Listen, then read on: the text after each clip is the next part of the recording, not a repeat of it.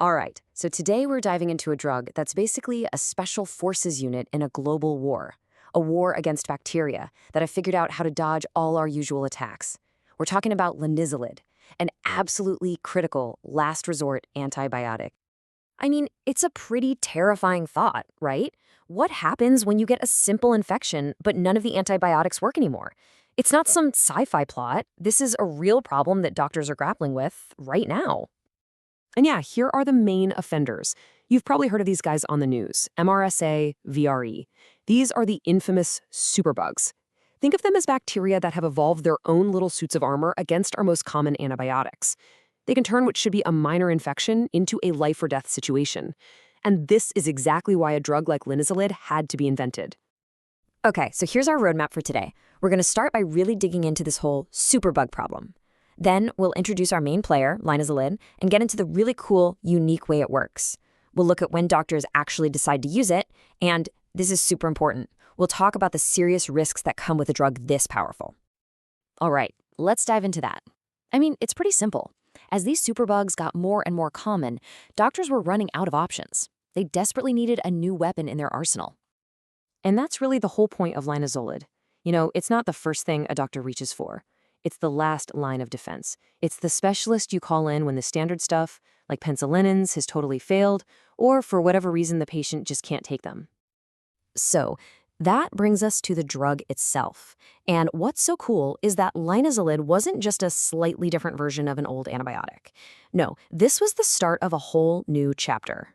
It's the very first drug in a brand new class called the Oxazolidinones. And the really important part here is that it's completely synthetic. You see, a lot of our antibiotics originally come from nature, like from fungi. But not this one. This was designed and built from the ground up in a lab. And that novelty is its secret weapon against bacteria that have already seen all our old tricks. Okay, so how does this thing actually work? Well, this is where it gets really, really cool.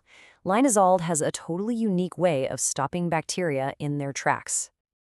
So to get this, we first have to talk about something called protein synthesis. Just picture a tiny little factory inside every single bacterium. This factory is running 24/7, cranking out proteins. And those proteins are the building blocks for, well, everything the bacteria needs to live and, more importantly, to multiply. So the logic is simple. Shut down the factory, and you stop the infection cold.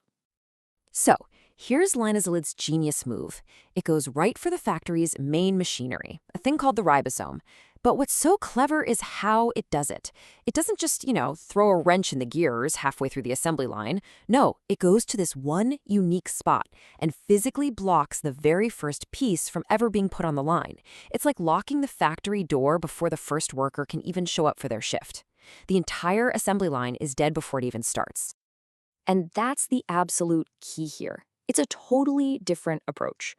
Other antibiotics might mess with the assembly line later on, but linezolid locks the front door. And because that strategy is so unique, bacteria that have figured out how to deal with all those other attacks, they have no defense against this one. That's what no cross-resistance means. And honestly, that's its superpower. So this unique mechanism makes linezolid what we call bacteriostatic. Now, what does that mean? Well, it doesn't necessarily kill the bacteria directly. Instead, it basically hits a giant pause button. It stops them from multiplying, freezing the infection right where it is. And that gives your own immune system the critical window it needs to swoop in and clean up the mess. Okay, so we know how it works. Now let's talk about when doctors actually use it.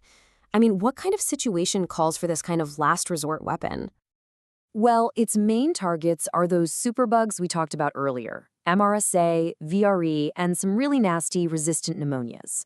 These all fall into a category called gram-positive bacteria, and linezolid is designed specifically for them. Just it doesn't really work on another group called gram-negative bacteria.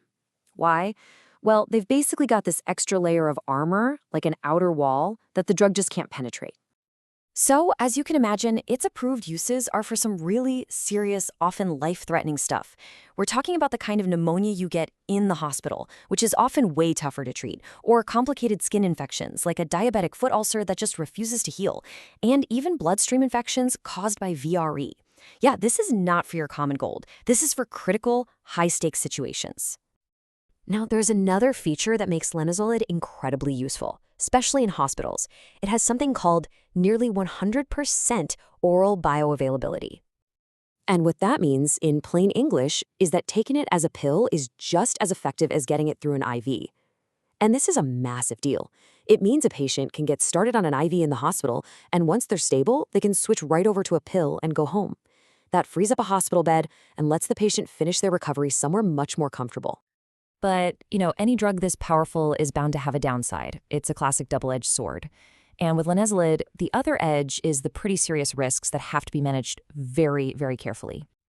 And the takeaway here is simple. This is not a prescribe and forget kind of drug. Not at all. The potential side effects are so significant that it demands constant, careful monitoring from the medical team to make sure they catch any problems early. Okay, so the biggest concern is something called myelosuppression. Basically, it can slow down your bone marrow, which is your body's factory for making blood cells. This can lead to a few really bad things. Low platelets, which means a higher risk of bleeding, low red blood cells, which causes anemia and fatigue, and low white blood cells, which, and this is the crazy part, makes you more vulnerable to other infections while you're trying to fight one off. This is exactly why anyone on this drug for more than a couple weeks needs their blood checked every single week. And unfortunately, the risks don't stop there, especially if you're on it for a long time. Linezolid can actually cause nerve damage. This can show up as peripheral neuropathy. That's numbness, tingling, or pain, usually in your hands and feet. But it can even damage the optic nerve, which could lead to vision loss. So yeah, any changes in vision while on this drug are a call your doctor immediately situation. And last but not least, there are some really dangerous interactions to be aware of. Linezolid acts as a weak MAO inhibitor. Now, what that means is it messes with how your body processes certain chemicals. So if you combine it with common antidepressants like SSRIs, you risk something called serotonin syndrome, which is a medical emergency. And it's not just other drugs. You also have to be careful with certain foods, things high in tyramine, like aged cheeses, cured meats, even some red wines. Eating a lot of those can trigger a massive, dangerous spike in blood pressure. One of the sources we looked at summed it up perfectly. It called Linezolid a vital weapon tempered by significant safety concerns. And that really is the whole story, isn't it? It's an essential tool, but one that has to be used with extreme caution. And that really leaves us with a big, critical question. The scary truth is, we're already seeing bacteria that are resistant to Linezolid. It's already happening. So as these superbugs keep getting smarter, how do we protect these last resort drugs? How do we make sure that this last line of defense is still an option when we or someone we care about desperately needs it?